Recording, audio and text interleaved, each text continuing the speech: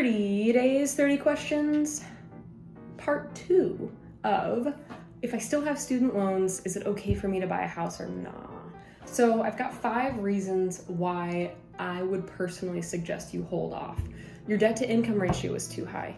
So if your debt to income ratio is too high, it's possible you might not even qualify for a loan, or if you do, you're going to be qualifying for a loan with a much higher interest rate, which means you're going to be able to lend on less money for your purchase price, and your payments are still going to be really high. So that might be something to address. 2, you don't have enough for a down payment. Without a down payment, I mean, there are down payment assistance programs, but at a certain point, you got to ask yourself, have I actually been preparing for this?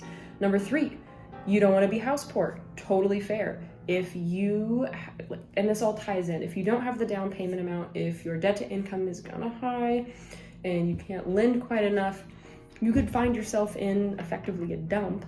And then when it comes time to make fixes, because you're going to have fixes you have to make, you just can't do it. Number 4, you're not sure where you want to be in 10 years. I would say in the market that we're in now, I've seen 5 to 10 years referenced. It's possible it could be shorter than that, but you want to make sure that there really is a break-even point with all of the fees and all of the costs that are associated with closing and with what money you're putting into the home up front.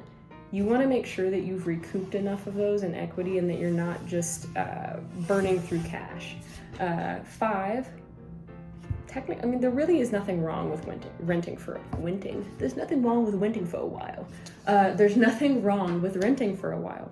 It's okay. We all do it. We all rent. At a certain point, when you start to get more serious about your finances and how you're saving and how you're paying things down, that's the point when it's time to start at least talking with a lender and getting your finances buttoned up and really understanding what you're capable of. And I think you will feel that shift. It's kind of like when you're ready to date, you just know. So 30 questions, 30 days. Today's answer, part 2, the 5 reasons why paying off student loans, even if not all of them, just some of it, before buying a house is a good thing.